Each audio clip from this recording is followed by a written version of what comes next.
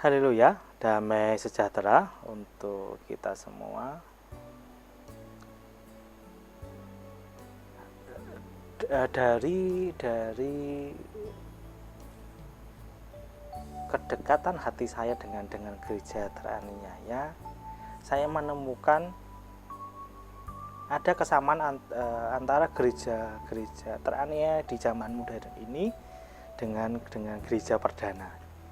Ingat, di gereja perdana juga dengan perkembangannya sedemikian pesat waktu itu, gereja perdana juga mengalami aniaya. Ya, ada paling tidak saya menemukan tiga kesamaan antara gereja perdana dengan gereja teraniaya. Maksud dengan gereja perdana itu gereja di masa awal-awal kekristenan itu loh, yang di Kisah Para Rasul ya.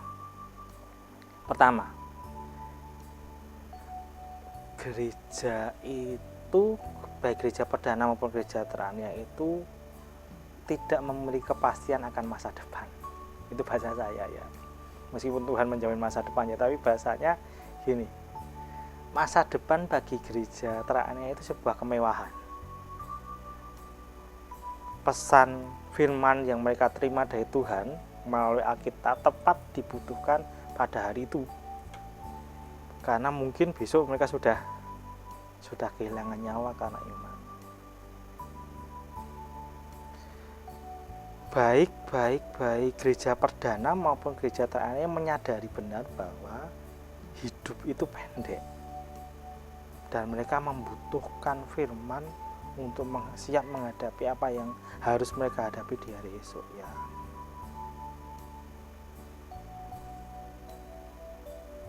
Itu kemewahan gitu masa depan yang pertama. Yang kedua, gereja perdana dan gereja teraniaya di zaman modern ini punya kesamaan bahwa mereka tidak mendapat tempat ya, tidak mendapat tempat di masyarakat, di society, bahkan di negara itu ya. Kalau di Indonesia kita masih ada perlindungan terhadap kebebasan beragama. Beberapa orang Kristen menduduki posisi penting gitu ya. Masih menikmati kemampuan lah di Indonesia kalau begitu ya. Tapi kalau gereja perdana, gereja teraniaya di negara-negara yang saya sebutkan kemarin daripada posisi 1 sampai 40 ya, itu World Watch List itu, ini semacam kelompok yang tersisihkan gitu ya, di luar struktur gitu. Kalau Rasul Petrus menyebut gereja perdana itu sebagai pendatang dan perantau. Kita perlu belajar dari gereja teraniaya, gereja perdana, bahwa di bumi ini kita hanya sementara, kita hanya pendatang dan perantau gitu ya.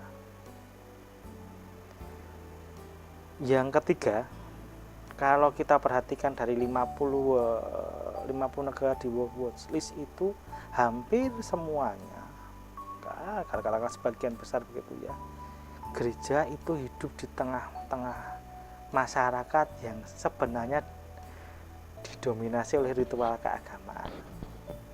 Kalau di gereja perdana mereka ada di tengah komunitas Yahudi yang sangat kuat pada waktu itu, maka mereka dianggap sebagai sekte bidah gitu ya, sesat gitu ya. Ketika gereja mulai menginjili Asia kecil, mereka berhadapan dengan penyembahan terhadap dewa-dewa. Gereja teraniaya zaman modern juga sama sih, mereka dikelilingi oleh masyarakat yang sebenarnya sangat agamis. Itu 3 kesamaan yang saya temukan ya. Kita bisa belajar banyak hal ya sebenarnya dari gereja teraniaya ini. Masih masa pandemi, saudara-saudara, saya tidak bosan kok, saya tidak akan pernah lupa mengingatkan kita semua untuk memakai masker, mencuci tangan dengan sabun, menjaga jarak. Kalau di ruangan tertutup ya ventilasinya, durasinya, caranya diperhatikan. Tuhan Yesus memberkati kita.